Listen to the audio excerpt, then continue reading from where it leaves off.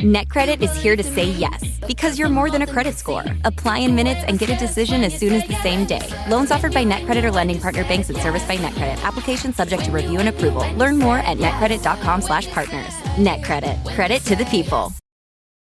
Hi, I'm Richard Karn, and you may have seen me on TV talking about the world's #1 expandable garden hose. Well, the brand new Pocket Hose Copperhead with Pocket Pivot is here, and it's a total game changer. Old-fashioned hoses get kinks and creases at the spigot, but the Copperhead's Pocket Pivot swivels 360 degrees for full water flow and freedom to water with ease all around your home. When you're all done, this rust-proof anti-burst hose shrinks back down to pocket size for effortless handling and tidy storage. Plus, your super light and ultra-durable Pocket Hose Copperhead is backed with a 10-year warranty. What could be better than that? I'll tell you what, an exciting exclusive offer just for you. For a limited time, you can get a free Pocket Pivot and their 10-pattern sprayer with the purchase of any size Copperhead hose. Just go to getcopperhead.com. That's getcopperhead.com for your 2 free gifts with purchase. Getcopperhead.com. Message and data rates may apply. See terms for details. Breaking down every game, every day in Major League Baseball. This is the Baseball Betting Show. Here is your host, Greg Peterson. A warmer from the low. Welcome to lovely Las Vegas for the Baseball Betting Show with myself, Greg Peterson, now part of the VSiN Family Podcast. We've got an amazing podcast for you. Finally, we've got games back in our lives, and that means that we are going to be breaking down everything that we saw in baseball on Friday. Segment number 2, we're going to be having ourselves a tremendous chat as we're going to be joined by one of our good friends, Curtis Rogers, who does such great work over at 710 Seattle Sports. We're going to be chatting with him about the outlook of the Mariners as he does Mariners pre- and post-game hosting. Additionally, we're going to be chatting with him about what we can expect at the trade deadline, how to take a look at the American League, a playoff picture in general, and then in the final segment, going to get you guys picks and analysis on every game on the betting board for this Baseball Saturday as we touch them all. If you do have a question, comment, segment idea, what have you for this podcast, you have one or two ways we'll fire those in. First one is my Twitter/X timeline at @GUnit_81. Keep in mind, letters EM. Naming does not matter, so as per usual, please do send these into the timeline. And the other way is find an Apple Podcast review. If you rate this podcast 5 stars, it is very much appreciated. Then from there, you're able to fire in whatever you'd like to hear on this podcast via that 5-star review. And while I did not get in any Twitter/X questions today, everything is powered by EdgeBoost. EdgeBoost is making sure that bettors are able to have access to everything that they want 24/7, 365. All gambling-related transactions are approved. And when you go to edgeboost.bet, utilize that promo code of Greg, G-R-E-G. That gives you a $1 for $1 match on your first deposit up to $25. Now let's take a look back at everything that we saw in baseball on Friday. Try to find some trends and try to get to know these teams a little bit better. Games from yesterday is Greg buzzing about. Here is the rowdy recap. Quinn Preister and the Milwaukee Brewers get the job done by a count of 2-0. As for the Dodgers, absolutely nothing doing for them as they're one of the top over teams overall in baseball this season, but Quinn Preister, 6 scoreless innings, he was able to punch out 10. Not something that I necessarily saw coming, and I don't think that really a lot of people saw that one coming, but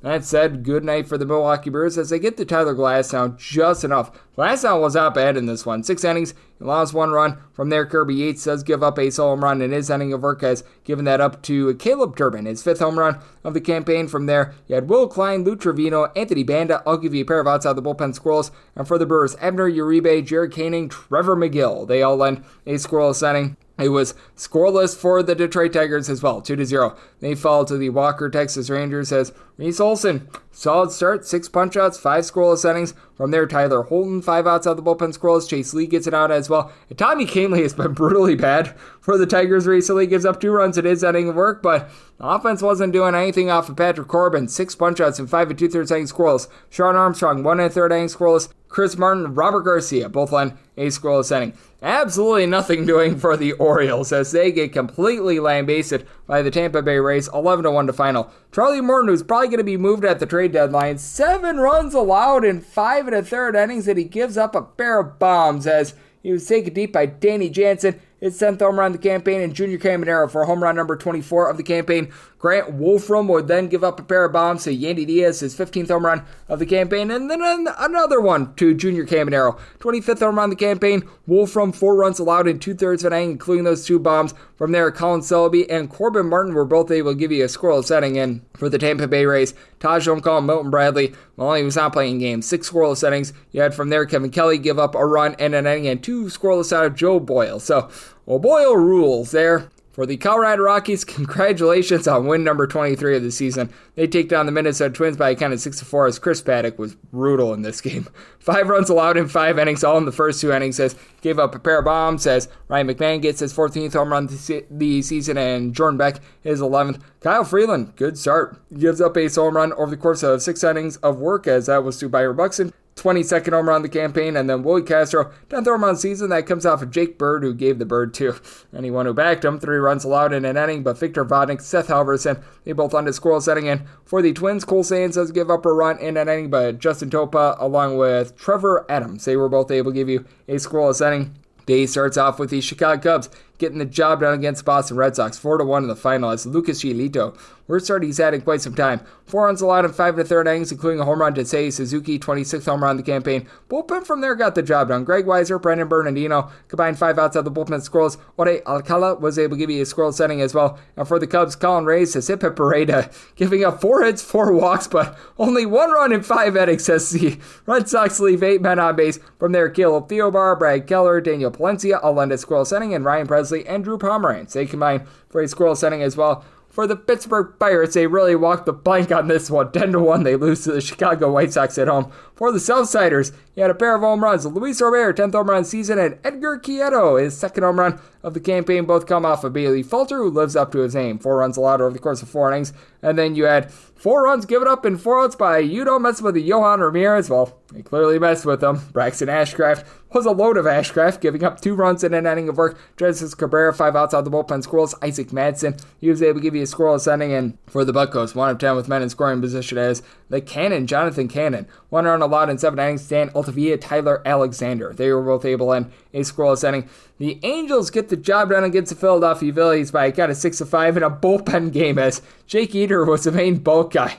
Gave up 3 runs over the course of 3 innings, including a bomb to Bryce Harper, his 11th home run of the campaign. And then he would go deep off of Jose Fermin for his 12th home run of the campaign. And then the opener, Ryan Zephyrian, he gives up a home run to Kyle Schwarber. 31st home run of the campaign. Zephyrian gives up that home run in his inning of work. But Brock and Rolberg, Sam Bachman combined for 2 scoreless innings. Reed Detmers, Kenley Jansen both give you a scoreless inning. Fermin gives up that home run in his inning of work. And for the Angels, 8 trio bombs in this one, as Jesus Luzardo gives up a pair. Ori Soler, his 11th home run of the campaign. And Joe Adell sets fire to the rain. 20th home run of the campaign for Taylor Ward. 22nd home run of the campaign that comes off of Tanner Banks, as Luzardo gives up 4 runs in 4 2/3 innings, and his season has went down the toilet bowl. For Max Laser and out of the bullpen squirrels, Joe Romano, Daniel Robert, and Joe Ross all end a squirrel inning, but Banks gives up 2 runs in his inning, including that home run. And if you had the over in the Padres versus Washington Nationals game, this one was brutal. This was a game that was 2-0 going into the bottom of the 8th inning, and it goes over. 7-2 in the final. The San Diego Padres get the job done, as for the Washington Nationals, Mike Soroka got the job done. 1 run allowed in 5 innings. Mason Thompson, Andrew Chafin combined for a scoreless inning. Jose Ferrer gives up a run in and out of the bullpen, but Luis Garcia, pair of outs out of the bullpen. Cole Henry is scoreless inning, and then Kyle Finnegan just poops the bed. 5 runs allowed in a 1/3 of an inning, including a home run to Manny Machado, his 18th home run of the campaign in grand fashion. From there, Jackson Rutledge, a pair of outs out of the bullpen scoreless, and CJ Abrams, his 3rd home run of the season at home, 13th home run of the campaign overall off of Jason Adam, who's been very good this far this season. 2 runs allowed in 2/3 of an inning. Dylan Cease finally found it. 10 punch-outs, 5 1/3 inning scoreless. Adrian Morejon, a pair of outs out of the bullpen scoreless. Jeremiah Estrada, a scoreless inning. And then Wadi Peralta was able to give you 4 outs out of the bullpen scoreless as well. For the Cincinnati Reds, they were on to a win against the New York Metropolitans, 8-4 the final. Nicky Lodolo on the Lolo was able to give you 7 innings, gives up 2 runs. He does give up a bomb in this one to Juan Soto, 24th home run of the campaign. And Sean Manaea didn't last long, but he wasn't too bad. He gives up a home run in 4 innings of work, as that comes off the bat of Mr. Austin Desai, his kid, 9th home run of the campaign. And then he would get home run number 10 of the season a little bit later on, as this was not what the bulk guy was looking for, as he got 4 outs out of the bullpen out of Alejandro Carrillo, hopefully I said that correct. Don't call his name because he got 4 outs and he gave up 5 runs, all of which were earned, including a trio of bombs. One of those to Mr. Austin the Say's kid. And then from there, you also had Tyler Stevenson get his 7th home run of the campaign. Matt McLean, his 11th home run season. Then Brandon Waddell in long relief, 3 2/3 innings. He gives up 2 runs. And for the Cincinnati Reds, did have 2 unearned runs given up by Sam Mullen, 2/3 of an inning, hurt by Connor Joe Air out there in the field. But Graham Ashcraft, not a load of Ashcraft, a squirrel setting out of him. And Emilio Pagan was able to give you an out of the bullpen scoreless as well. For the Toronto Blue Jays, they blanked the San Francisco Giants 4-0 the final, and Justin Verlander now 0-8 this season. Man, this is rough. 2 2/3 innings, he gives up all 4 runs of the game on 9 hits. Tristan Beck was good in long relief, 4 1/3 innings scoreless. Matt 12 Gage was able to give you a scoreless inning, and for the Giants, they go 0-9 with men in scoring position as Chris Bassett had a hook, line, and sinker. 6 1/3 innings, gives up 10 hits but no runs. Brandon Little from there, pair of outs out the bullpen scoreless. Uriel Rodriguez and Jeff Hoffman were both able in a scoreless inning for the Cleveland Guardians. They get the job done against the Athletics. This by a count of 8-6. As for the A's, JP Sears, well, he was selling in this one. 7 runs, 6 of which were earned in 4 innings, including a pair of bombs. As Dylan Fry was not the short fry in this one. He gets his 4th home run season, and Jonathan Rodriguez gets home run number 1 of the season. From there, you had a pair of scoreless innings out of Hogan Harris. Elvis Alvarado, he was in the building for a scoreless inning, and JT Ginnon Juice, he gives up a run in an inning. Pair of home runs for the A's, by the way, as Slade Sassoni gives up a pair. Brent Rooker, 21st home run of the season, and for Shea Langoliers, Shea Bangs for his 13th home run of the season. They let Sassoni go 8 1/3 innings, despite the fact that he gave up 6 runs, all of which were earned and a pair of bombs. Emmanuel Clase from there, pair of outs out of the bullpen, he gets a save. And for the Kansas City Royals, they were down in this game against the Miami Marlins by a count of 5-0. Claw all the way back in this game. They lead 7-5 in extras, and then Carlos Estevez poops the bed. 8-7, the Miami Marlins get the job done as Seth Lugo was just absolutely banged around like a piñata. Gives up 5 runs over the course of 6 innings as he was taken deep by Kyle Stowers, 20th home run of the campaign, and Jesus Sanchez, his 8th home run season. Then Stowers walk-off shot off of Mr. Carlos Estevez, 21st home run season, as in that 10th inning, Estevez 3 runs, 2 of which were earned. After the bullpen had done their part, Anel Zerpa, Jonathan Bolin, Lucas Ursich all lend a scoreless inning, and for John Rave, he gets his first 2 home runs of the season, and this guy was miserable coming into this game. One off of Sandy Alcantara and one off of Calvin Fauché. As for Alcantara's trade stock is not great. 4 runs allotted, 6 innings. We'll talk about that with Curtis Rogers, by the way, but Anthony Bender, Ronnie Enriquez, they both led a scoreless inning, and then Fauché in the 9th inning gives up that solo shot to Rave in his inning of work, and then Lake Picard gives up 2 runs, 1 of which was earned in the 10th inning, and yet somehow, someway, the Miami Marlins still get the job done. Also being able to get the job done, the Arizona Diamondbacks. They take down the St. Louis Cardinals by a count of 7-3 as Henry 3000 Palante nearly gave up 3,000 runs, giving up 6 runs, 5 of which were earned in 4 2/3 innings. Kyle Leahy, 2 scoreless innings. John King was the king of giving up a run in 1 1/3 innings, and for the Arizona Diamondbacks, Brandon Pfaadt did a tremendous job of battling in this one. 7 scoreless innings. You had a scoreless inning out of Andrew Selfrank, and then from there, John Curtis with 2 S's gives up 3 runs in his inning of work. So, yeah, the under in this one, that was a little bit overwhelming. But that said, for the St. Louis Cardinals, you have a bunch that has been up and down, to say the least, thus far this season. They're going to be an interesting team moving forward. And then you saw the Seattle Mariners get the job done against the Houston Astros, this by kind of 6-1. And if you took the closing total, you were somehow, some way able to get the push as Brandon Walter, solid start, gives up a home run over the course of 6 innings as he gives out one up to Randy Arozarena, his 18th home run of the campaign, and then Mitch Garver, 6th home run season, that comes off of Bennett Sosa. Sosa gives up that solo home run in his inning work. Stephen Okert, Hector Neris, they combine for an inning, and they combine to give up 4 runs, all of which were earned, and for the Astros, they go 0-9 with men in scoring position as Luis Castillo, 6 2/3 inning scoreless. Gabe Spire not out of the bullpen scoreless. Matt Brash gives up a run in an inning, and Edward Bizardo was able to end a scoreless inning to be able to hold down the 4th there, and also being able to hold it down the Atlanta Braves. Congratulations on now being just 10 games below 500. 7-3 the final. No earthly idea why the Yankees threw a bullpen game in this one. They had 4 days off.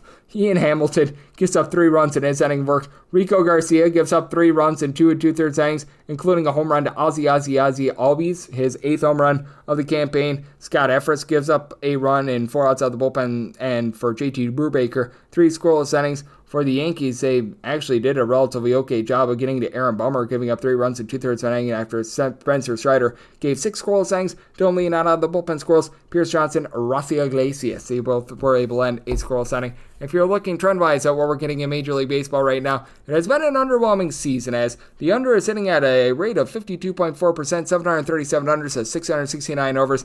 Favorites overall this season hitting at about 57.8%, 837 and 610 on the money line. Meanwhile, if you're taking a look at what we got on Friday Major League Baseball, it was a case where the favorites were a little bit up, down, all around. As the favorites, they went 8-7 on the money line, if I am not mistaken. And if you're looking at the over/under rate, you were able to get quite a few overwhelming results as you had 10 overs to 5 under. So that's what we're seeing in baseball right now, and that's what we all got on Friday. Now let's take a look at what we're getting in terms of the American League playoff picture, the Seattle Mariners, and so much more with our good friend Curtis Rogers, who does such great work over at 710 Seattle Sports as the Mariners pre- and post-game host. Next right here on the Baseball Betting Show, myself, Greg Peterson, now part of the VC Family Podcast.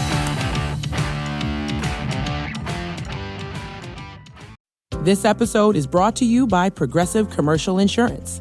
Business owners meet Progressive Insurance. They make it easy to get discounts on commercial auto insurance and find coverages to grow with your business. Quote in as little as 7 minutes at progressivecommercial.com. Progressive Casualty Insurance Company. Coverage provided and serviced by affiliated and third-party insurers. Discounts and coverage selections not available in all states or situations. Breaking down every game, every day in Major League Baseball. This is the Baseball Betting Show. Here is your host, Greg Peterson. And we're back here in lovely Las Vegas for the Baseball Betting Show with myself, Greg Peterson, now part of the VC Family Podcast. Always great to be joined by this man as we've got Curtis Rogers aboard. He does a great job with the pre- and post-game hosting over at 710 Seattle Sports for all the Seattle Mariners games. I know that he's doing an amazing job gauging this wonderful game of baseball, and additionally, just everything out there in the Pacific Northwest. He is dialed in, and he is doing an incredible job of being able to break it all down. You're able to follow him on Twitter/X, along with Instagram at A Kid From Kent, all together. And Curtis, it is always a pleasure, my friend. Thank you. Greg, always happy to hop on with you, talk some baseball, and we're in the season second half now. All-Star break in the rear view. The games ratchet up in importance. We're less than 2 weeks away from the trade deadline. This is such a fun time in baseball, and I can't wait to dive into it with you. Oh, it is such a fun time. And what can we expect out of the Seattle Mariners moving forward? Because they're right there for that final wild card spot. They are fighting very hard to be able to make the playoffs, as looks like the division is going to get away from them with everything that we've seen out of the Houston Astros. But I mean, it feels like it's the same old for the Seattle Mariners. They're going to be close to the playoffs, and it's probably going to come down to the final 48 hours. It's been that way for darn near the last half decade for sure. It's a crucial series for the Mariners coming out of the break against the Astros because Houston holds a 5-game lead in the American League West. And if it goes Houston's way and they take at least 2 of 3 or even possibly even sweep, then you can pretty much all but write off the Mariners in the AL West chase. Now, conversely, if the Mariners are able to get things done and take care of business, take at least 2 of 3 or maybe even sweep, you're talking about maybe just a 3-game deficit or even a 2-game deficit, which makes things a lot more manageable with 60-some-odd games left in this season. And the trade deadline near, who knows? Maybe the Mariners make an addition or 2 that could propel them ahead of the Astros. But things have to go perfect. Things have to go incredibly right for the Mariners to jump back into this AL West race. And, I mean, the Astros, even without Jeremy Pena or Yordan Alvarez, I mean, you could even lump Kyle Tucker in there because Tucker's no longer with the Astros anymore. They're still just a force in the AL West. They've really snuck up on people this year, which is crazy to think because it's the Houston Astros. It's the most dominant team of the last decade or so in Major League Baseball. 2 World Series titles. They've won a couple more AL pennants in addition to those 2 World Series titles. How can they be sneaking up on people anymore? But here they are, 56 wins, second most in the American League. I mean, what a resurgence they have had here, really since the start of about May. Yep, it has been absolutely incredible. And it has been a fun ride for them, to say the least, as Curtis Rogers, who does such great work over at 710 Seattle Sports, is joining me right here on the Baseball Betting Show. And just that entire West, I think, is very intriguing because, well, we know that for the Athletics, they are not going to be competing for a playoff spot. It looks like the Astros are going to be able to win the division, but I mean, the Angels have surprisingly been able to hold in there. The Rangers have found some offense here in July. I don't know how long lasting it's going to be, but the first 12 games in July averaging north of 6 runs per game, and then we just hashed it out with regards to Seattle Mariners. How do you take a look at the teams, not named the Athletics and the Astros, because I think that these next 2 weeks are critical for all three of these teams. Absolutely. And you mentioned Texas and just their resurgent offense. If they can get any kind of consistent offensive production, I mean, you look at the top of their rotation with Jacob deGrom and Nathan Eovaldi, that might be, in terms of just overall numbers, the best 1-2 punch right now in the American League. DeGrom's got an ERA at 2.32 and 112 innings. Eovaldi, I was stunned, was not an American League All-Star with his 1.58 ERA, a 91 innings pitch. That's insane to me that he was not an American League All-Star in any facet. But beyond those two, it has been kind of hit or miss, really. Patrick Corbin having a better season by Patrick Corbin standards over the last few years. Jack Leiter, not really what they thought he was going to be. I really like Tyler Mahle and the numbers that he's put up this season. But right now, just outside of deGrom and Eovaldi, looking for a little more consistency out of that rotation, and also just needing some more offensive firepower too, which is wild to say considering this is the Texas Rangers. This should be an easy thing for them to put up runs, especially when they're playing in that ballpark, but it just has not been the case this season. You know, Marcus Semien luckily has been playing better. Adolis Garcia has been playing better, but both those guys still have an OPS under 700 for the season. So I look at the Rangers right now, and they're definitely lurking. I wouldn't say that they're dead in the water by any stretch of the imagination, just 3.5 back of the Mariners at the All-Star break. And as for the Angels, the joke is, how long do we wait before we see Tyler Bremner up with the Major League team? Because as we know, the Angels love to fast-track their prospects, send them up almost immediately after getting drafted. I believe it was Nolan Schanuel who debuted the same season he was drafted. Same with Zach Neto. I mean, these guys don't wait around at all before they promote their guys. But yeah, I think the Angels have definitely been improved this season, but I don't see them necessarily being huge buyers at the deadline, but they're definitely more competitive. That's for sure. I think right now, if the Mariners and Astros were to get any other competition in the AL West, I think it's going to come from the Rangers more than the Angels.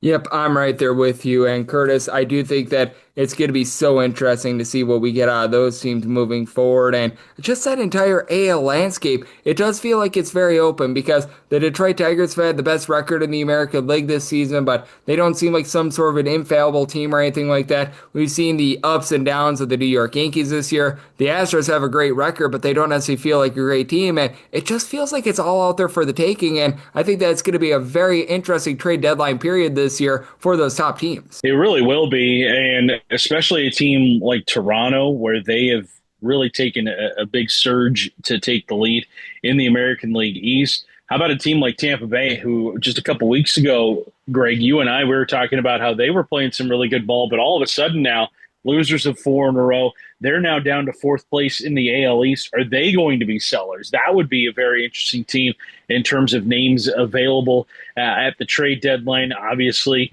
you've got, Yandy Diaz's name is out there. He would be a very intriguing piece to add at the trade deadline.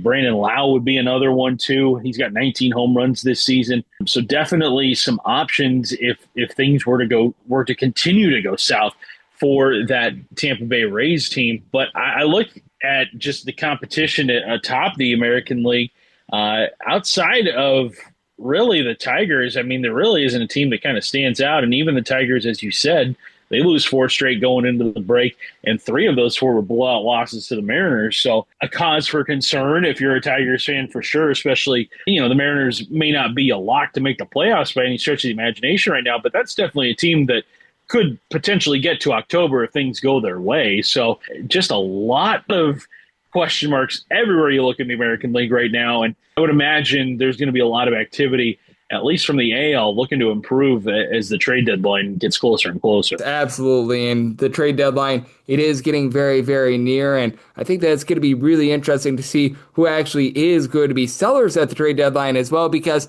that, I think, is the big question. Even in the National League, like a team like the Arizona Diamondbacks, do they decide to go for it or not? What do we get out of a team like the Cincinnati Reds? What do we get out of those three American League West teams that we just talked about? I think that that's a big intrigue, along with the AL Central teams that all seem to be a few games below 500 as well. It's who's going to be able to stick with it and buy versus which teams are going to be able to sell, I think is a big question mark over these next 10 or so days. For sure. And you got to decide quickly. And I think a lot of teams are looking at the Diamondbacks with great interest. And I think the Diamondbacks are in a spot where, like, we don't have any incentive to trade right now. Call us in about a week or so when we're either more in it or more out of it, and then we'll decide. But you're right. The Diamondbacks have the most intriguing pieces of any team that could be available. Eugenio Suarez with 31 home runs. Josh Naylor has played some really good first base this season, hitting above 300. Zach Gallen, I know, has not been the Zach Gallen that we've come to know over the last couple of years, but I think he still has some good innings in that arm. And then Merrill Kelly is another guy who could potentially be available via trade. Those four pieces could fetch the Diamondbacks a lot in return if they wanted to hit the sell button and restart for next season. They're a team to watch for sure. How about the Braves? That's a team that is in a weird spot too. Everybody thought they were going to be competing right there with the Phillies and Mets atop the National League East. That has not been the case. They're 12 and a half back of the Phillies. I think you can kiss the National League East race goodbye. I wonder who is going to be made available by the Braves. They have signed so many of their guys to long-term extensions. You kind of wonder maybe they locked themselves into some of these guys a little too early. A hot rumor has been Ronald Acuna. I just don't see that happening. He's the face of the franchise, and when he's healthy, he's a top 5 player in baseball. I don't see that happening. Potentially Marcell Ozuna. I think that seems like a name that might be the likeliest to move of anybody that is kind of a recognizable name on that team. Maybe also Sean Murphy as well. 16 home runs as a catcher, because Drake Baldwin, who is a rookie this season, has been playing really, really well. OPSing above 830 right now, 11 home runs in just 65 games played. He's been fantastic for them. So I look at this Braves team, and there's a couple of names that could get moved, but I don't think you're going to see the Acuñas. I don't think you're going to see the Matt Olsons, the Austin Rileys. I think it's going to be maybe kind of that next level of guys potentially on the move. And same goes for the Orioles. They've got such a young core. I don't think they want to do anything to break that up. But guys like Ryan O'Hearn, Felix Bautista, Charlie Morton, those are the guys who I think could be on the move here over the next couple of weeks. And Charlie Morton has actually pitched really well over the last few weeks as well, so that's been interesting. And I just am very intrigued by Sandy Alcantara as well, because he's a guy that has been rumored to move, but how much do teams really want him at this point with north of 70 ERA? Because so many people thought, oh, the Miami Marlins are going to be able to get a haul from. I don't know if I'm a team seeing how he's pitched this far this season, even if you get a full few years of control, that he's ever going to be the same guy. His fall off has been so strange to watch. It's as if after surgery, they abducted the real Sandy Alcantara and replaced him with an imposter. Remarkable how much different he has been post Tommy John. And it's weird too, because most guys return from Tommy John and kind of pick up where they left off, but that has not been the case at all with Alcantara. He has been a shell of what he was pre-surgery. You look at his numbers. I mean, last year they weren't awful. They weren't great, but they weren't awful. This year he's completely fallen off a cliff. I wonder if it's maybe a mental hurdle with him or something like that. What's weird is that at the start of June, it looked like maybe he had been figuring out, had 4 consecutive starts allowing 3 earned runs or less, but then all of a sudden he gets shelled in a start on June 28th against the Diamondbacks, shelled on July 4th, giving up 5 runs to the Brewers, and then shelled one more time against the Reds on July 9th. That is not how you improve your trade prospects. I would imagine the Marlins were seeing what he was doing in June and thinking, okay, maybe the real Sandy Alcantara is back, but no, it has been far from that. And all of a sudden now the Marlins have, I think, one less piece to trade at the deadline, because if I'm a team, I don't want a project. I don't want something that I'm going to have to worry about every single time they take them out. I want proven commodities when I'm trading for somebody down the playoff stretch. And I don't think Sandy Alcantara right now has a ton of value as is. Yeah, I'm right there with you. It's been relatively rough to say the least there. And then I do want to talk about the game that we are going to be getting on Saturday as well. That is going to be Lance McCullers Jr. against Logan Evans. What are you expecting from Seattle on Saturday? Because you did mention this is going to be a massive series for them. And if the Seattle Mariners are able to make a playoff push, they're probably going to be looking at Logan Evans for quite a few starts moving forward. Yeah, and that's going to be largely the case because we still don't know quite what Bryce Miller's availability is going to be in the second half. He was supposed to kind of be nearing a rehab start near the end of July, but still have not received word on when that might happen. Logan Evans was brought up to take the place of Emerson Hancock in the Mariners rotation shortly before the All-Star break. And Evans, approaching one of his biggest starts of his young major league career, just got shelled against the Yankees, gave up 6 runs in 4 2/3 back on July 9th in a 9-6 loss to them. It's going to be interesting to watch how the Mariners kind of balance his workload too, because he has not been a guy that's thrown many innings in the minor leagues. Now, all of a sudden, he's going to be asked to hit some pretty big spots for this Mariners team. Now, we've seen what he can look like at his very best. Think back to a start he made back in May against the Nationals. Goes 8 innings, only needing 88 pitches to go through those 8 innings. That was a start where people were kind of surprised they took him out because he could have gotten a Maddox if he had finished that game potentially. He can be efficient with his pitches. He's not somebody that's going to gas it by you. Relies a lot on his breaking pitches. It's somebody that I don't know if the Mariners are ready to take the training wheels off of. I think if he can give the Mariners 5 solid innings, that's going to set him up nicely against that Astros team, potentially giving them a shot at winning that one. Lance McCullers, too, he's coming off of, an injury, so it'll be interesting to see how he does against that Mariners lineup.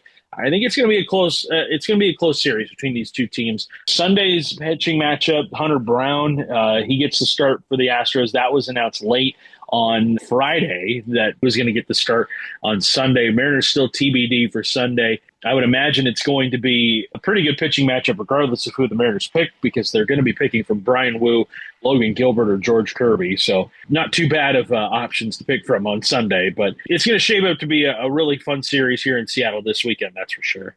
Yep, it is going to be a fun one, and you're going to have a front seat to it all, Curtis. You're doing an amazing job gauging this great game that we all know and love of baseball. I know you're very hard at work to be able to make sure that we're able to decipher it all, and I know you're going to be having your finger on the pulse of a little bit of everything, so let the good people at home know it's all on tap for you and how people are able to follow along on social media and other platforms. Yeah, really good stuff we've got at seattlesports.com as we lead up to the trade deadline. Also some reaction to the Major League Baseball draft. Mariners picking Cade Anderson out of LSU at number 3 overall. A lot of good stuff on him. And you can follow along on Twitter and Instagram at A Kid From Kent. And Greg, always happy to hop on with you, talk this great game of baseball. And it's heating up. And I'm super excited for what we see with this league, following the trade deadline and following all the action with you. Absolutely. The trade deadline is going to be coming up relatively soon. And then we have the dash for the playoffs. It is a great time to be a baseball fan. It's a great time to be betting on all these games. And it's always a fun time to be talking with Curtis. So big thanks to Curtis for joining me right here on the Baseball Betting Show, now part of the VSiN Family Podcast. And coming up next, it is that time of the podcast. I give you picks and analysis and every game on the betting board for this Baseball Saturday as we touch them all. This episode is brought to you by Progressive Commercial Insurance. Business owners meet Progressive Insurance. They make it easy to get discounts on commercial auto insurance and find coverages to grow with your business. Quote in as little as 7 minutes at progressivecommercial.com. Progressive Casualty Insurance Company. Coverage provided and serviced by affiliated and third-party insurers. Discounts and coverage selections not available in all states or situations. Breaking down every game, every day in Major League Baseball. This is the Baseball Betting Show. Here is your host, Greg Peterson.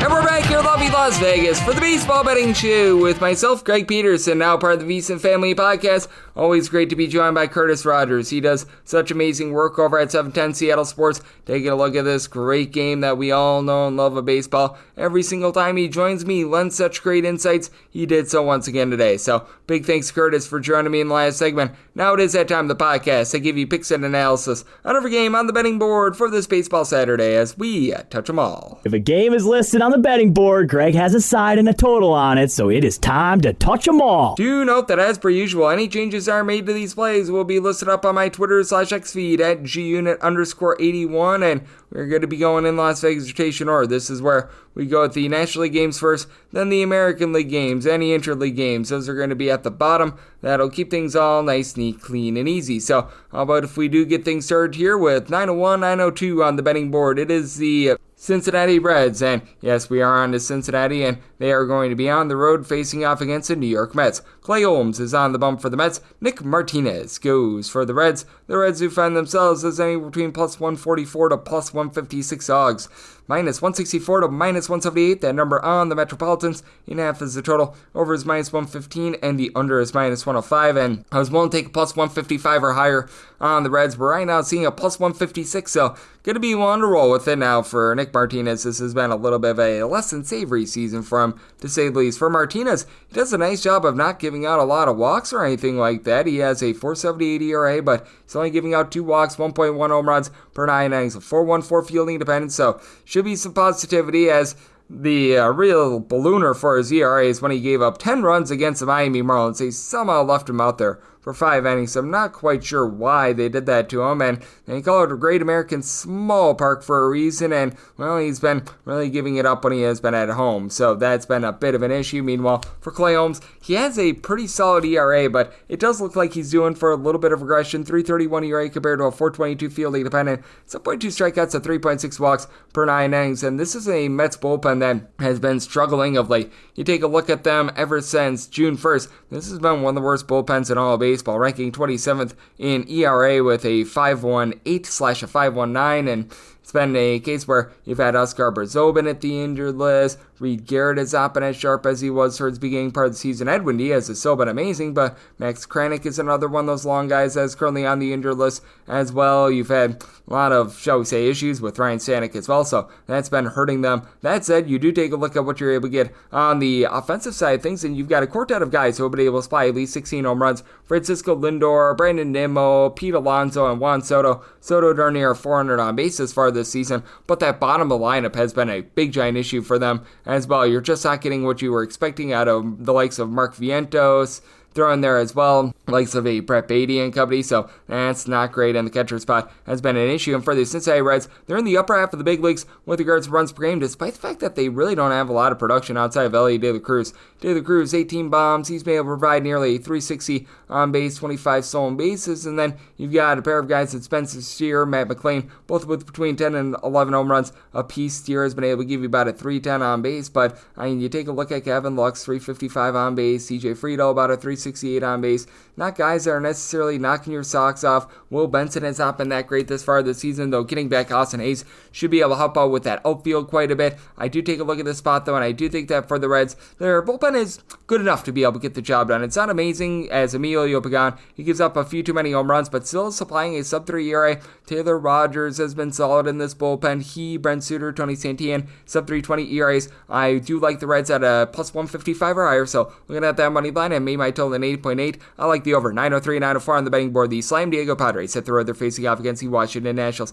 Mitchell Parker is on the bump for the Nats, and Yu Darvish goes for the Padres. Padres are anywhere between minus 130 to minus 150 favorites, between plus 122 to a plus 125. That number on Washington. 9 is the total. Under is minus 120. The over is even. I set the San Diego Padres at a minus 166 on the money line. Now, if you're looking to lay a run half with the San Diego Padres, this is an international FanDuel opener. I'm seeing a plus 114. I'd be willing to lay up to a minus 105. So sign me up there. I recognize that Yu Darvish has only really made like 1 or 2 starts thus far this season. Spent quite a bit of time on the injured list. We saw this out of him last season as well. But for one, you've got to watch it in Nationals team that the average is right around about 4.7 runs per game away from home. That actually tapers down to about 4 runs per game at home. And 2, with Yu Darvish now getting a little bit of a lather, 2 starts under his belt, he should be a little bit better now. He's only went 8 1/3 innings in his first 2 starts. But I do think that the 4 form that he showed last year when he had a 3.31 ERA, was getting about 8.5 strikeouts and 2.4 walks per 9 innings. That is going to be able to win out here. And for the Washington Nationals,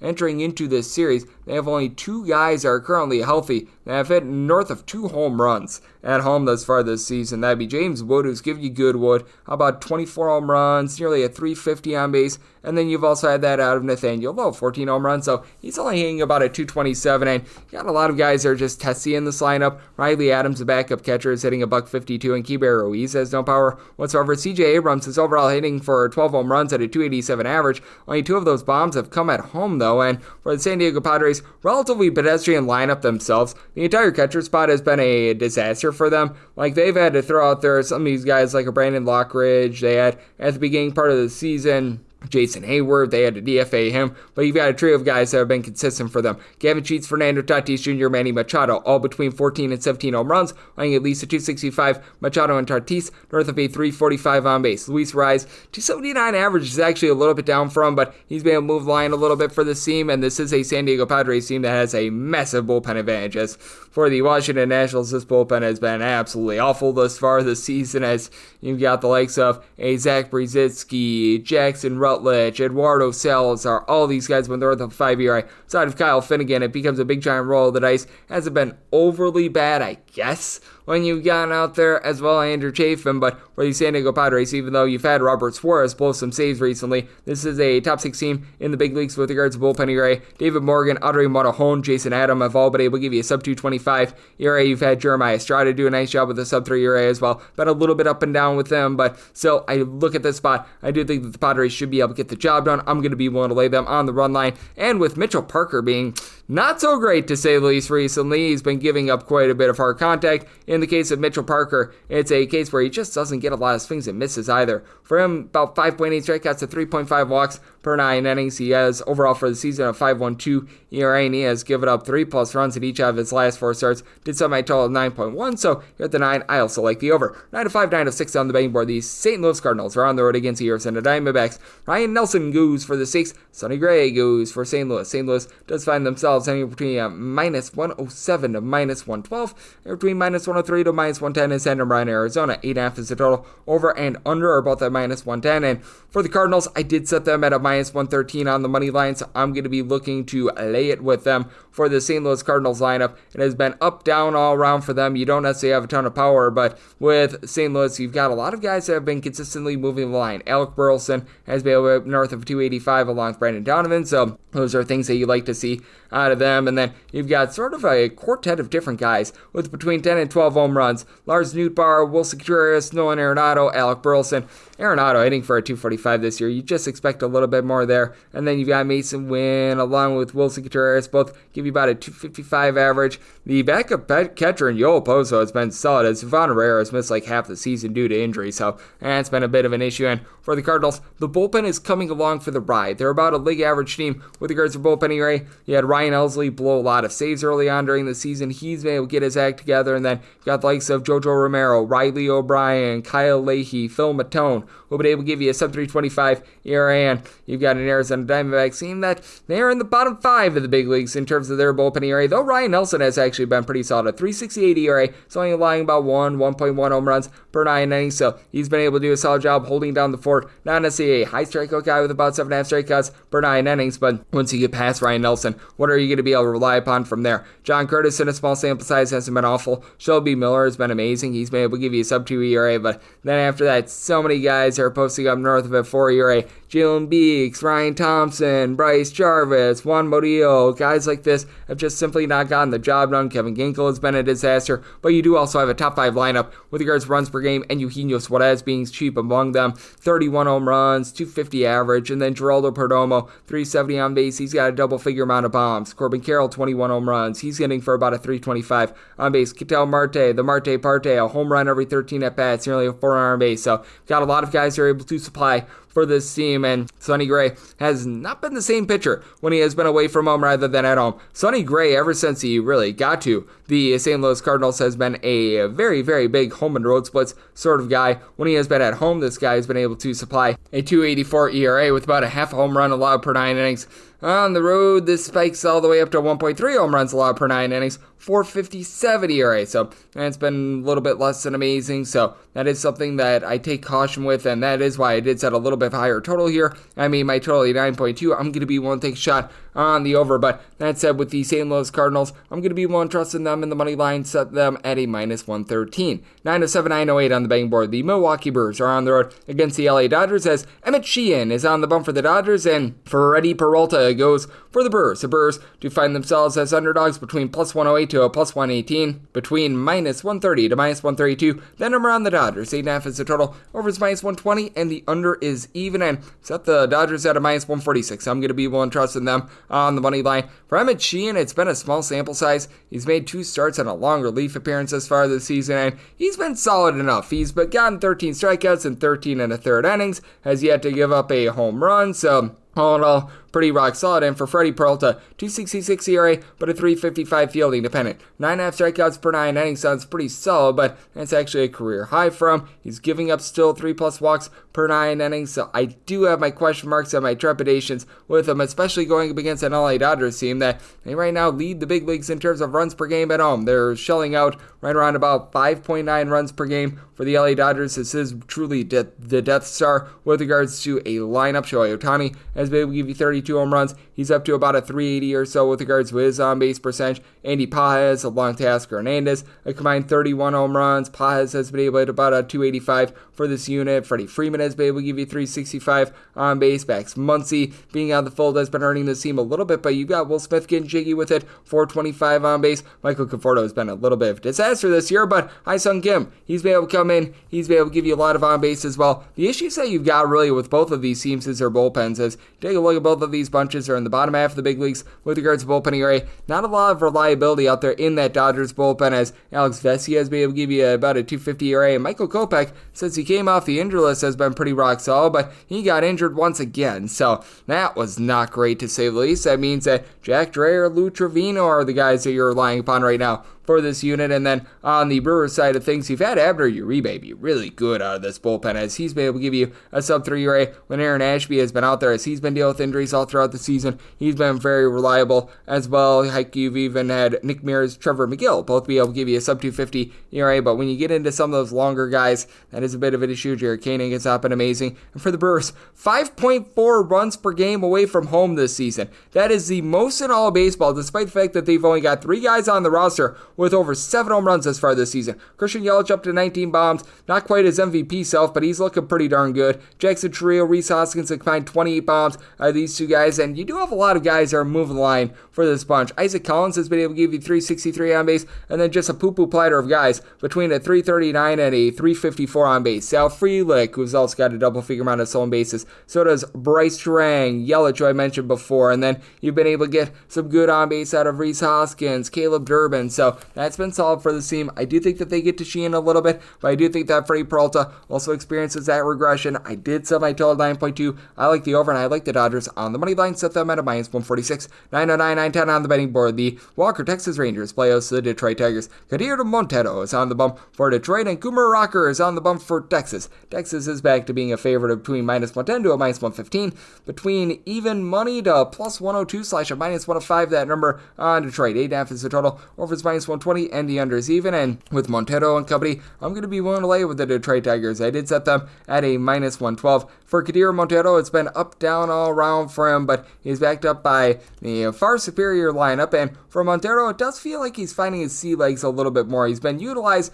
as a mix of a starter and a bulk guy, so you might want to note, in case you get a opener in this one, in case you go pitcher dependent, that could be the case. He does have a 521 fielding dependent, only about 6.2 strikeouts per 9 innings, has allowed 1.7 home runs per 9 innings, so he's been a little bit fortunate there, but 3 runs or fewer allowed in each out of his last 4 appearances. Meanwhile, for Coomer Rocker, he's been able to come along for the ride a little bit more, but I still have my, shall we say, concerns about him. He just has not been consistent throughout his career. As right now, he's got a 6.39 ERA, albeit again much better. A combined 2 runs or fewer allowed in 4 out of his last 5 starts. Last start actually did get quite a bit rocked, but right now he's allowing 1.6 home runs per 9 innings. Swing and miss stuff has been way down with about 7.8 strikeouts per 9 innings and 4 punch-outs or fewer in 3 of his last 4 starts. Now the good news for the Texas Rangers, they've got the number 1 bullpen in terms of ERA ever since June 1st. You've got a lot of guys who will come in there, hold down the fort. Jacob Latz has been a relatively good long guy. He's providing a 3 ERA.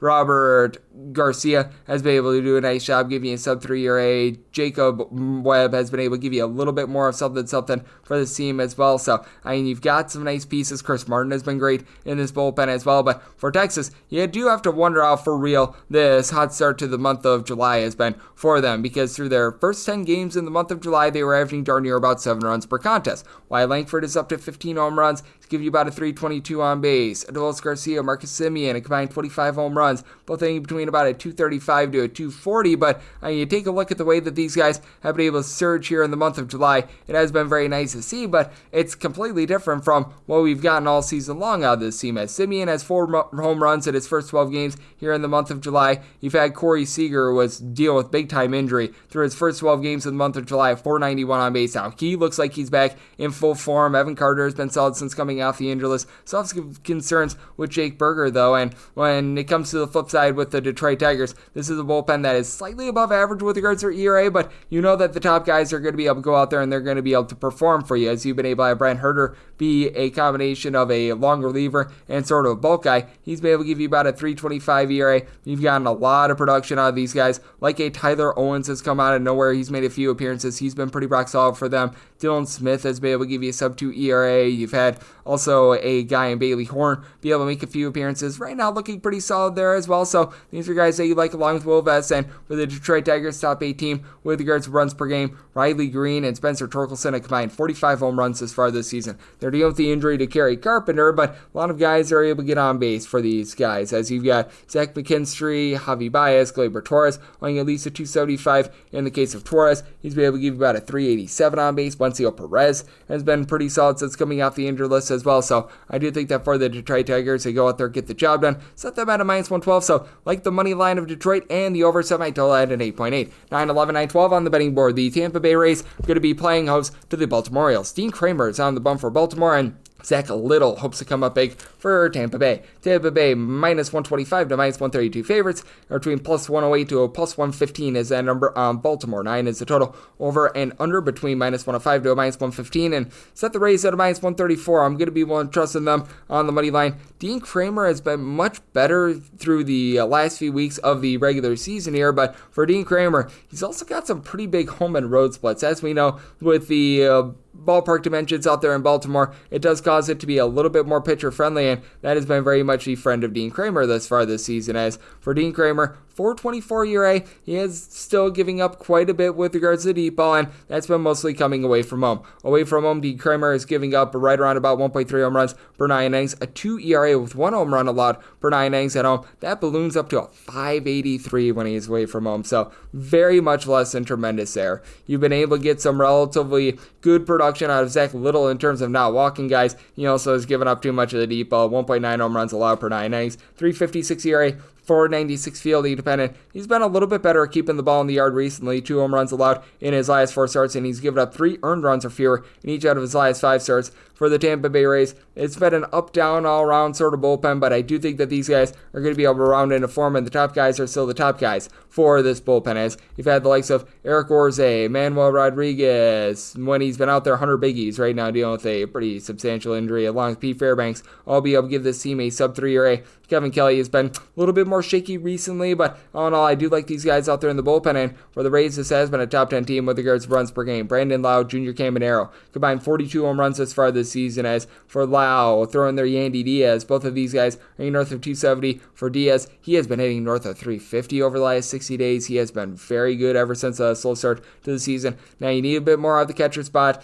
catcher spot along Cameron Misner, and you're able to throw in there Christopher Morel. These guys hitting at 225 or lower, but Jose Cabrera, though he doesn't hit for a lot of average, 313 on base, 31 stolen bases. Chandler Simpson, 26 stolen bases. He's hitting north of 300, and when it comes to this Baltimore Orioles lineup, it's getting better with Colton Cowser, Jordan Westburg coming off the injury list and starting to be healthy. That helps them out. A lot of guys are just hitting between 10 and 13 home runs right now. As a matter of fact, you've got 6 guys on the roster in that fold. You've got Cedric Mullins leading the way with 13 home runs, but he's only hitting at 218. You've had Gunnar Henderson, Ryan O'Hearn, both at above a 280. Both of these guys 14 home runs apiece, and in the case of O'Hearn, he's up to about a 380 with regards to his on base. And Ramon Laureano, 350 on base, 11 home runs. He's been able to do a pretty rock solid job for the team as well. Jordan Westburg is giving you a home run every about 17 or so at bats as well, but this bullpen is very much a work in progress. They're in the bottom 7 in the big leagues in terms of their bullpen ERA. Sir Anthony Dominguez has actually not been terrible. He and Felix Bautista both supplying a sub-330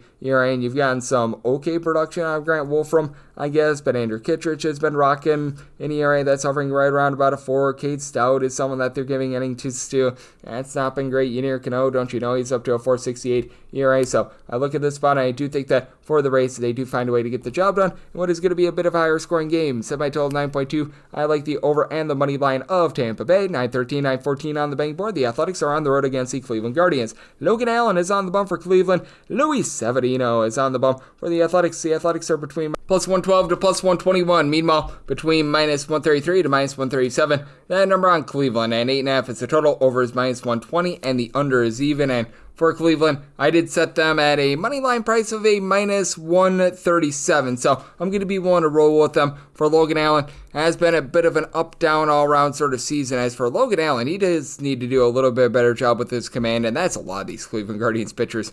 By the way, for Logan Allen, he's posting up a 4 ERA. It's not great, it's not terrible. He's been getting about 7 strikeouts per 9 innings to 3.8 walks per 9 innings after giving up 2 home runs per 9 innings last year, about 1.1 this season, and has rounded into form. 300 runs or fewer allowed in each out of his last 5 starts, but 2+ walks allowed in each out of his last 5 starts as well. So that is something that he does need to hone in on. Meanwhile, for Luis Severino, he was off to a great start on the road, and he was doing absolutely horribly at home. Now it's just all going down the toilet bowl from 5.16 ERA, no deception whatsoever, 6.4 strikeouts at 3 walks per 9 innings, more of a 433 fielding dependent, but I mean, this man has given up at least 5 runs in 3 out of his last 4 starts in terms of earned runs, total runs each out of his last 4, as he gave up 4 unearned runs in his last start, so things have just gone horribly wrong for him. And for Luis Severino, it's not like he's backed up by a great bullpen. The Athletics are in the bottom 3 in the big leagues in terms of bullpen ERA. You've been able to get some relatively good production out of a guy that's coming in, Sean Newcomb, who's been able to give you about a sub-350 ERA, but I mean, really outside of you've had Michael Kelly do an okay job being able to give this team a sub-3 ERA as well, but you've got the likes of Jack Perkins, Hogan Harris, Mason Miller, who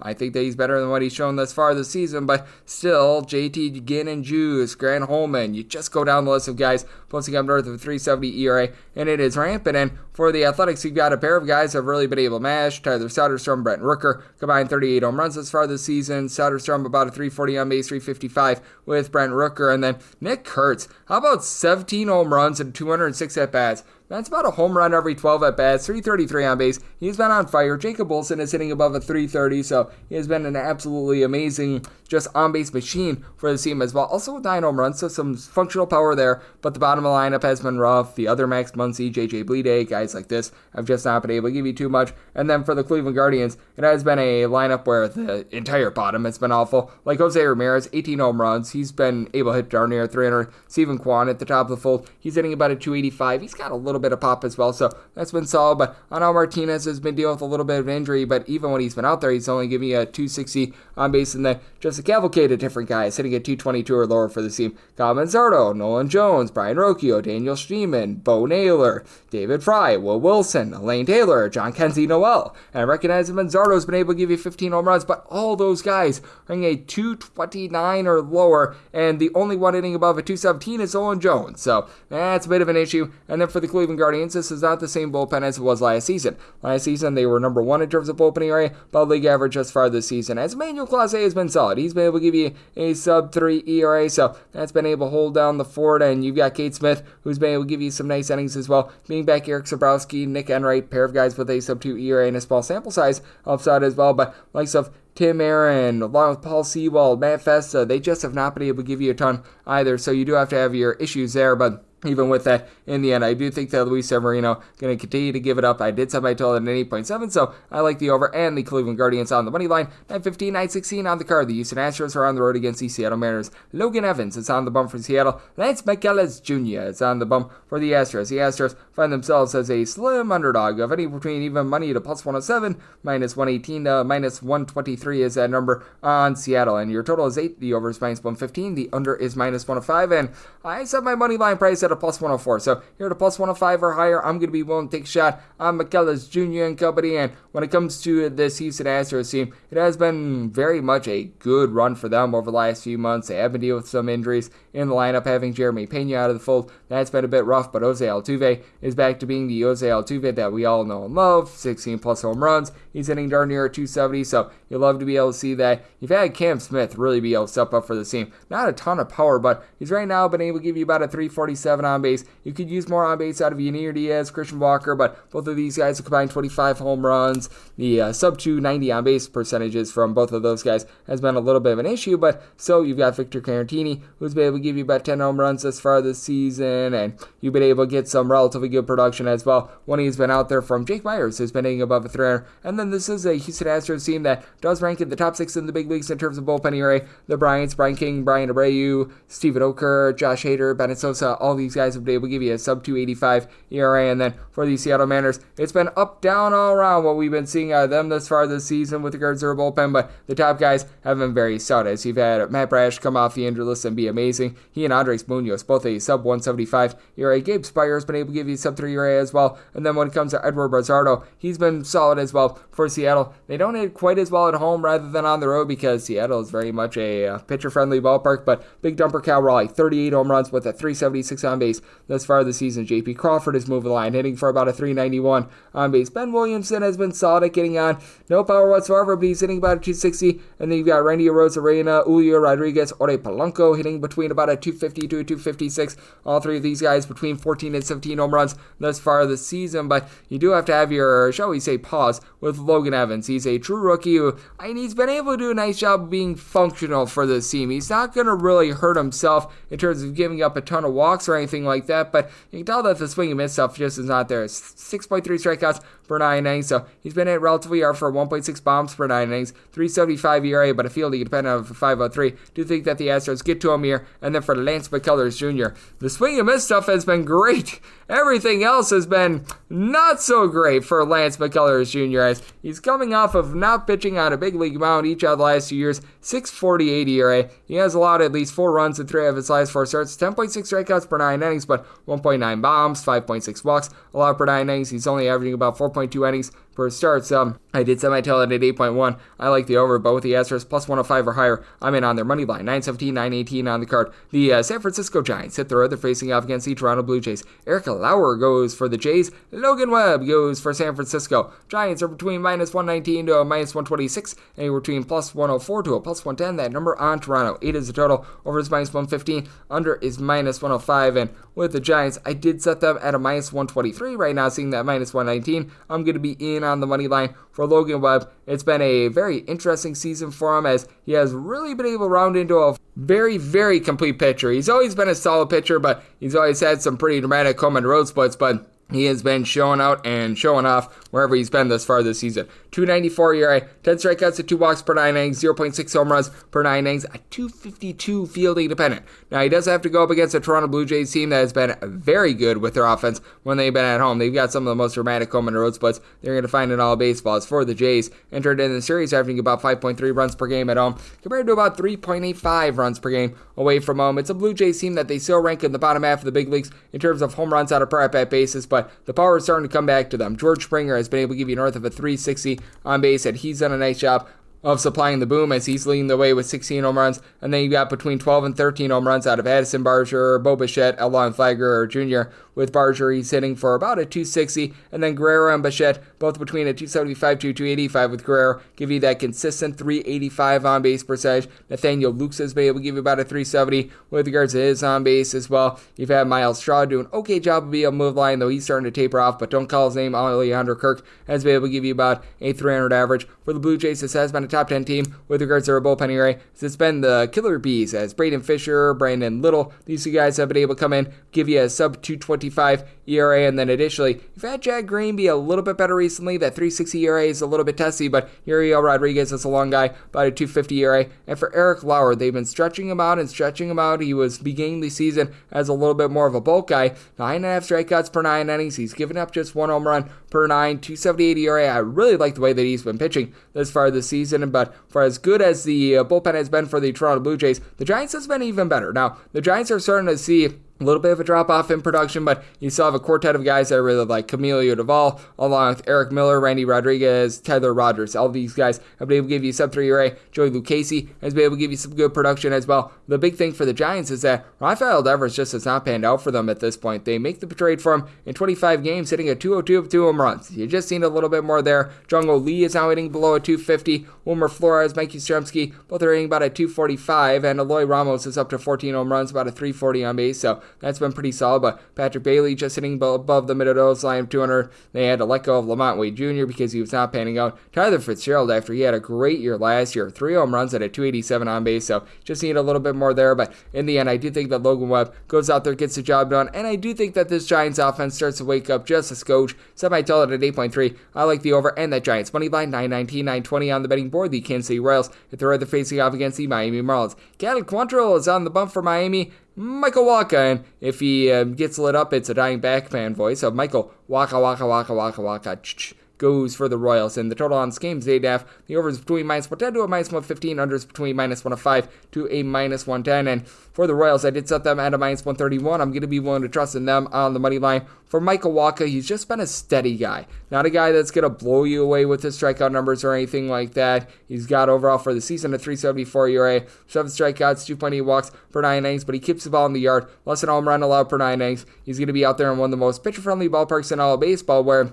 Miami has been averaging more than a half a run less at home rather than on the road this far this season. And for Miami, this has been a bottom 5 team in all of baseball with regards to home runs on a per at-bat basis. You've got 2 guys that have really been ripping the cover off the ball. Kyle Stowers has 19 bombs and a 370 on base. Augustin Ramirez, 14 home runs. He's up to hitting about a 240 right now. And Otto Lopez is up to 11 home runs as well, hitting about a 250. But with Matt Mervis currently at the minor league level, you've only got one other guy that's north of 6 home runs in Jesus Sanchez, who's been able to give you about a 320 on base. Then you do have guys that are finding a way on base. You've had that out of Dane Myers, who's been able to hit about a 280. You've had Xavier Edwards be able to supply about a 350 on base as well. But this has been a Marlins bullpen that has been up, down, all around this far this season. You've got a few long guys that are starting to come through. Lake Picard has gotten his ERA down below a 350. And Kate Gibson, he's been able to supply about a 280 ERA. Ronnie Enriquez, Anthony Bender have not been too bad, but Calvin Fauché, Anthony Veziano, quite a few others have been unreliable in this bullpen to say the least. And the Royals, they do have a top 10 team with regards to bullpen ERA. They did have to put Daniel Lynch on the injured list, but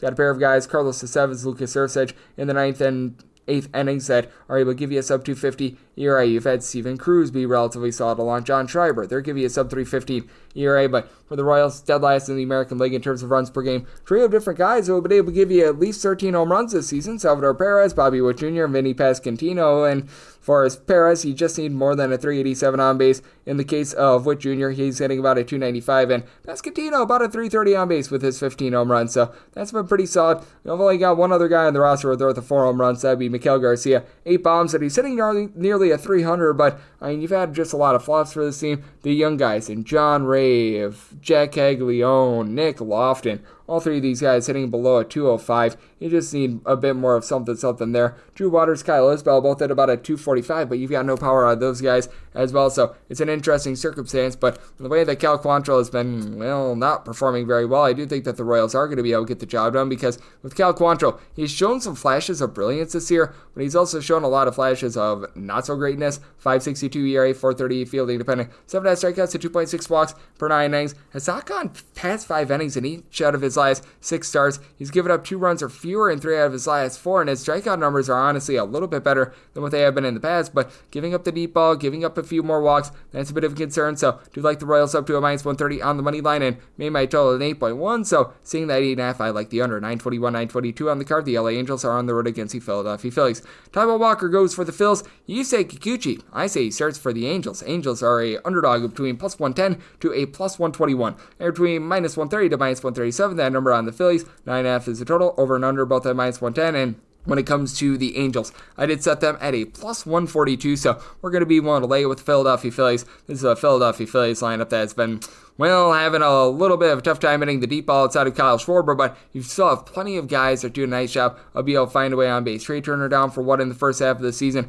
He was hitting north of 285. Alec Bowman's been down with regards to his power numbers, but he's hitting above a 275. Now you've got Bryce Harper back to the fold, who's giving you about a 375 on base, so really loving what these guys are able to bring to the table. Nick Castellanos has been able to about a 275 as well. He's up to 12 home runs as well, so I do think that for the Phillies, they're going to be rocking and rolling with their offense, and this is a Phillies team that has been much better at home rather than away from home with their offense. 5.1 runs per game at home, less than 4.1 runs per game when they have been on the road, and they face off against an LA Angels team that's currently in the bottom 6 in the big leagues with regards to their on-base percentage, but they have been able to have a lot of power. Like a Taylor Ward, for example, right around about a 300 on base, but he's giving you 20 plus home runs. Even Mike Trout is hitting below a 240, but he's been able to give you 17 home runs. Logan O'Hoppe, 17 plus home runs, hitting for less than a 275 with regards to that on base, but you've had Joe Adell set fire to the rain, 18 plus home runs. He's done a nice job of being able to give you some good production as he's hitting for about a 340 on base, so do like to see that. And Zach Neto has been a very complete player for this team thus far this season, so you do have some good with regards to this team. For Yusei Kikuchi, the walks do need to come down. He's been giving up right around about 4 walks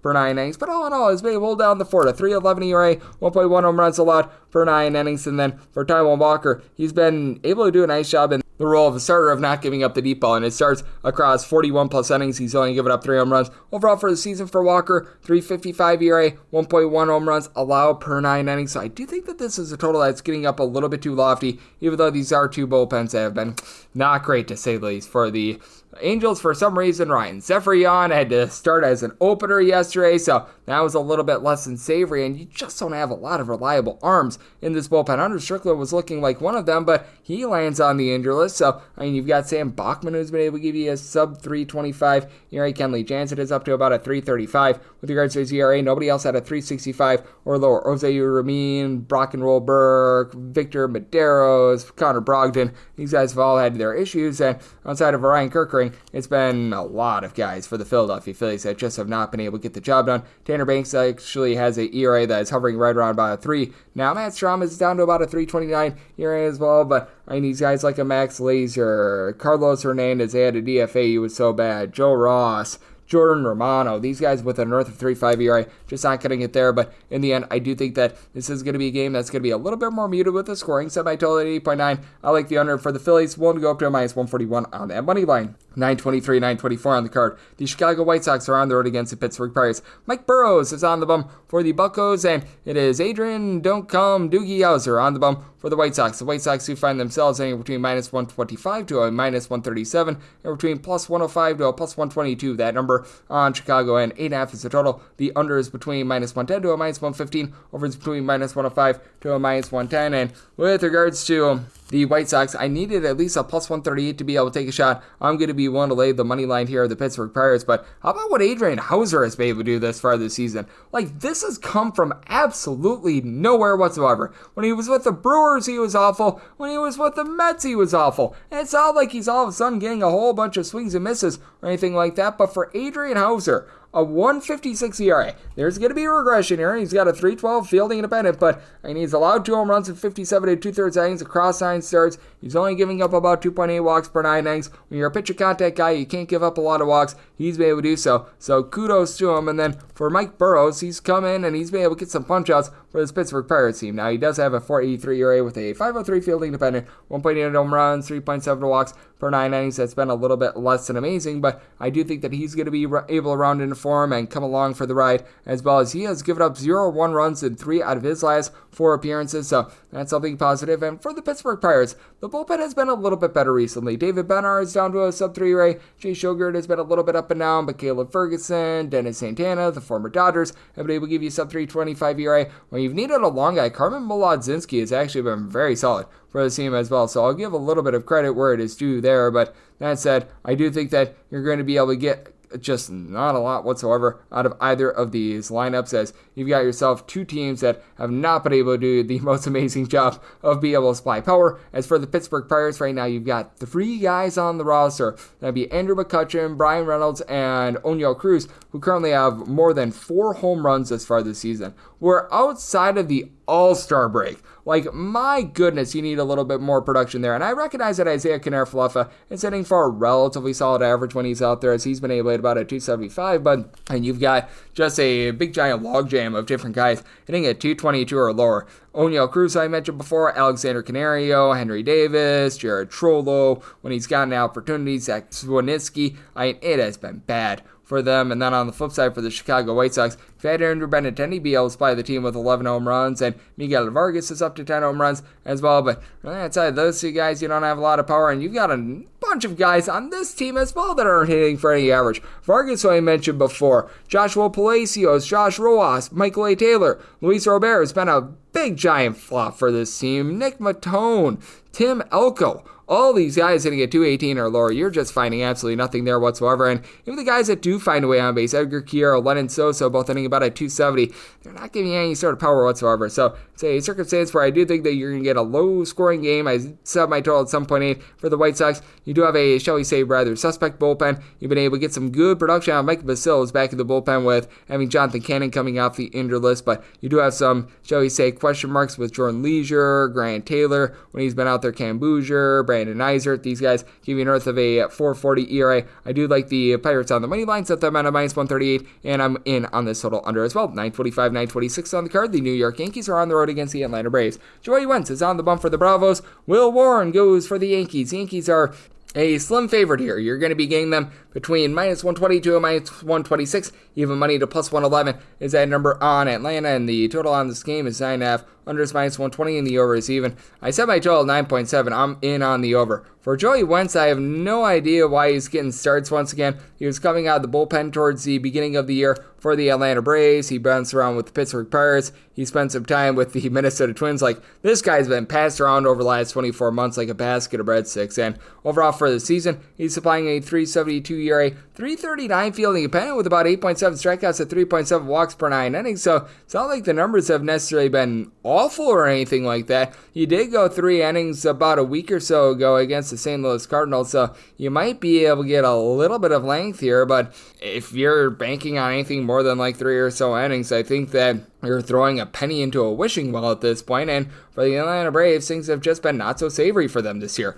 They're more than 10 games below 500. They're in the bottom 12 of the big leagues in terms of runs per game. Now, you've had Matt Olson do a nice job of being able to really pick it up for the team. 17 home runs, 362 on base, and obviously Ronald Acuna Jr. is doing Ronald Acuna Jr. things. He's been able to give you north of a 430 on base, 12 home runs in his first 45 games, so you'll love to see that. But I mean, it's really been these guys and Ozzie Albies along with Michael Harris not producing for the team. Harris is at a 234 on base with 6 home runs, 290 on base for Ozzie Albies with 7 home runs. Just need a little bit more there. Nick Allen has been a nothing burger in terms of being able to provide power, as he's got 0 home runs thus far this season. Alex Verdugo, 0 home runs thus far this season. He's got less than a 300 on base, so that's been less than amazing. Now for the Atlanta Braves, this actually has been a relatively solid bullpen. They're in the top 10 with regards to bullpen ERA over the last 65 or so days, as you've had Desmond Hernandez come off the injured list. He's been able to do a solid job giving you a sub-3 ERA. Dylan Lee has been very consistent for this bullpen all season long. Rossio Iglesias has actually been the big issue. He's been posting up well north of a 4.5 ERA. Añel de los Santos has been a little bit up and down as well, but even the guys like Pierce Johnson have been able to step up for this unit. And then for the New York Yankees, that's really been the mix and match that they've been trying to figure out, as Will Warren looks to be very much doing for some positivity for Will Warren. He's right now got a 4.63 ERA, but he's getting 10.5 strikeouts per 9 innings. His fielding independence is down below a 3.35, so I do think that that's going to come sooner rather than later. And Devin Williams has been a little bit better recently, but he's still rocking north of a 4.5 ERA. You've got Tyler Madzik, who's been giving you about a 4.25 ERA as well when he's been out there. He's been all sorts of injured. They had to give Ian Hamilton a start yesterday, so they had to just mix and match a lot of guys yesterday. Tim Aaron, along with Yuri De Los Santos, have actually been your best bullpen pieces this year, and De Los Santos landed on the injured list. Luke Weaver, since coming off the injured list, has not been great. But for the New York Yankees, top 5 team with regards to runs per game, with Aaron Judge slugging it out, 462 on base, 35 home runs, and then just a whole bunch of guys between 14 and 17 home runs, 5 in total. Ben Rice, Austin Wells, Jazz Chisholm, Trent Grisham, along with Cody Bellinger. Bellinger hitting north of a 280. You had Grisham be able to give you about a 350 on base. Jazz Chisholm is up to about a 350 on base as well. Not getting a lot of production out of Austin Wells in terms of moving the line. And Paul Goldschmidt has been declining with regards to his production this year. And John Carlos saying need a little bit more out of him, but do think that he's going to round into form in the second half of the year. So do think that the Yankees get it done in a relatively high-scoring game. Set my total 9.7. I like the over and the Yankees on the money line. 927, 928 on the card. The Boston Red Sox are on the road against the Chicago Cubs as Shota Imanaga is on the bum for the Cubs and Brian Bayo is on the bum for the Red Sox. Right now we have no total up on this game because this is an old Wrigley Field game, so it's going to be based a little bit more on the win. But that said, with regards to the Chicago Cubs, right now we're finding them between minus 150 to minus 157 on the money line. If you're taking a look at that plus price on the Boston Red Sox, that's between plus 128 to a plus 136. I probably will be looking at the Cubs in some form or capacity. I did set their money line price at a minus 152. FanDuel typically has a very early openers with regards to the run line, and as of right now, they've got a plus 126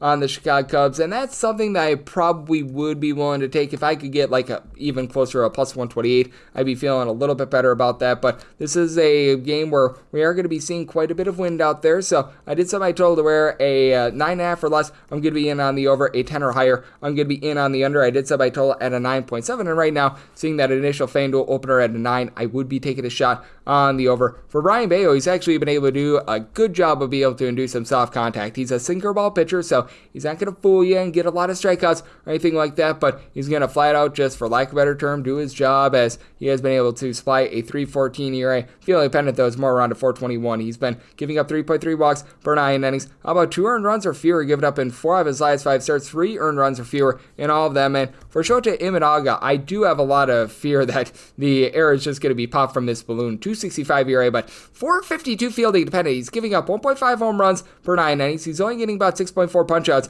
per 9. It says coming off the injured list, he has given up a combined 6 earned runs across his 3 starts, so he's been pretty steady Eddie there. And he is backed up by a bullpen that does rank in the top 6 in the big leagues in terms of ERA. Both of these bullpens entered in the series in the top 6 with regards to bullpen ERA, so you do feel good about that. For the Chicago Cubs, it's been just a lot of guys have come out of absolutely nowhere whatsoever. We've had the likes of Adrian Pomeranz, Daniel Palencia, Chris Flexen, Caleb Thielbar, so many guys that right now give you a sub 2.25 ERA. And then for the Boston Red Sox, you've had Greg Weissert, who they had to use yesterday for only about 8 pitches, give you a sub 3.25 ERA. Aroldis Chapman is continuing to give you a sub 2 ERA. Brendan Bernardino, he's been pretty solid as well. But for the Red Sox, what has really impressed me has been the mix and match guys in the offense. Rob Refsnyder, Abraham Toro, Rami Gonzalez, owing at least a 270, have been a big reason why this team has had production. Roman Anthony, all of a sudden, at 375 on base. He's really starting to produce for the team. You haven't been able to get quite as much of that out of Marcelo Meyer, but you've got Ceddanne Rafael sitting about a 270 with a double-figure amount of homers. Jaron Duran has been a little bit down for his standards, but Carlos Cervantes, 345 on base, and Wilder Abreu wiling out for hitting about a 325 on base, 17-plus bombs. And for the Chicago Cubs, Seiya Suzuki, Pete Armstrong, 25 to 26 home runs apiece, both hitting at 265. Carson Kelly is giving you a home run every about 14 at-bats. He's giving you a 375 on base.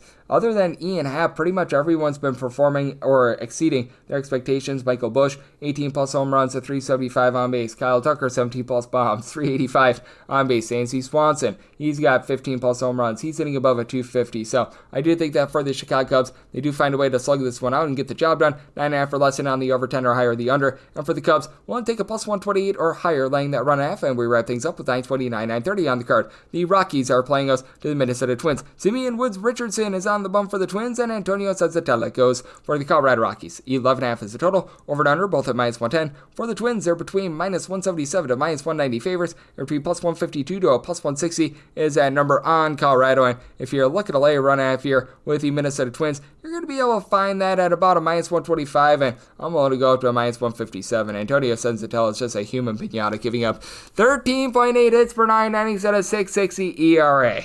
Just not good, to say the least. Backed up by a bottom 5 team with regards to bullpen ERA. Victor Vodnik, Jake Bird, Jimmy Erget have been able to give you a sub 4.05 ERA, so you've been able to get a little bit of something there, but man, it's not been great. And even at home for the Colorado Rockies, they're averaging between about 4.1 to 4.2 runs per contest. That's actually in the bottom half of the big leagues. They do it north of 35 points higher with their average at home rather than on the road. But Hunter Goodman has actually been hitting most of his home runs when he has been away from home. He's only had 5 home runs at home, and he's had 12 on the road thus far this season. Tyler Freeman is hitting above a 300. That's been pretty good for the team, but Ryan McMahon has been miserable. Even at home, he's hitting below 250 thus far this season, so that's been a little bit less than amazing. The guy that's really been good at home, Mickey Moniak, 350 on base, 8 home runs entering the day on Friday, so do feel good about that. And the guy that's really showing out for the Minnesota Twins, how about Byron Buxton? 350 on base, 21 home runs thus far this season, and then a quartet of guys between 10 and 13 home runs this season. Trevor Larnach, Cody Clemens, Harrison Bader, Matt Wallner. Wallner's only hanging at 205, but the rest of these guys have been able to do a pretty solid job of moving the line. Cody Clemens, a little bit up and down there, but Trevor Larnach is sitting at 245. You've had Ty France hit about a 250 for this unit as well. Carlos Correa with the 7 home runs at a 304 on base. You just expect a little bit more there. And for the Minnesota Twins, it has been an adventure with regards to this bullpen, to say the least. They started out the first month and a half of the season being really, really dominant, but it's went down the toilet bowl since the beginning of the month of June, a 5.49 bullpen ERA. This despite the fact that the top guys have still been the top guys for them, as you've had a really good production of Yohan Duran, Louis Varland, Brock and Roll Stewart. These guys have been able to give you a sub-3 ERA. And Danny Klum, when he's been out there, as he's out with quite a bit of injury thus far this season, he's been solid, but it's been the likes of A. Griffin Jacks, when they've given him innings, Cody Funderburk, Anthony Michevich, a lot of guys that have been less than tremendous, to say the least. And for Woods Richardson, 3.95 ERA overall for the season. That shoots up to a 4.94 when he is on the road. Not necessarily a strikeout guy. Gives up a little bit north of 3 walks per 9 innings, 7.6 strikeouts per 9 innings, but I do think that Senzatella is really going to be giving it up here. Some might tell it 11.7, so I like the over and the Twins on the run line, and that'll wrap things up for the Saturday edition of the Baseball Betting Show, now part of the VSiN Family Podcast. Big thanks to Curtis Rogers of 710 Seattle Sports for joining me in the last segment. If you do like hearing from this fine podcast, Baseball Betting Show, you're able to subscribe wherever your podcasts, Apple Podcasts, Google Play, Spotify, Stitcher, and TuneIn. If you have a question, comment, segment idea, what have you for this podcast, you have one of 2 ways we offer those in. First one is my Twitter/X timeline at gunit_81. Keep in mind, letters CM, naming does not matter, so as per usual, please do send these into the timeline. And the other way is find an Apple Podcast review. If you rate this podcast 5 stars, it is very much appreciated. From there, you're able to fire in whatever you'd like here on this podcast via that 5-star review. And I'm coming at you guys every single day throughout the baseball season on this podcast, and that means I'll be back with you once again tomorrow. Thank you. This episode is brought to you by Progressive Commercial Insurance. Business owners meet Progressive Insurance. They make it easy to get discounts on commercial auto insurance and find coverages to grow with your business. Quote in as little as 7 minutes at progressivecommercial.com. Progressive Casualty Insurance Company. Coverage provided and serviced by affiliated and third-party insurers. Discounts and coverage selections not available in all states or situations. Did you know that parents rank financial literacy as the #1 most difficult life skill to teach? Meet Greenlight, the debit card and money app for families. With Greenlight, you can set up chores, automate allowance, and keep an eye on your kids' spending with real-time notifications. Kids learn to earn, save, and spend wisely, and parents can rest easy knowing their kids are learning about money with guardrails in place. Sign up for Greenlight today at greenlight.com/podcast.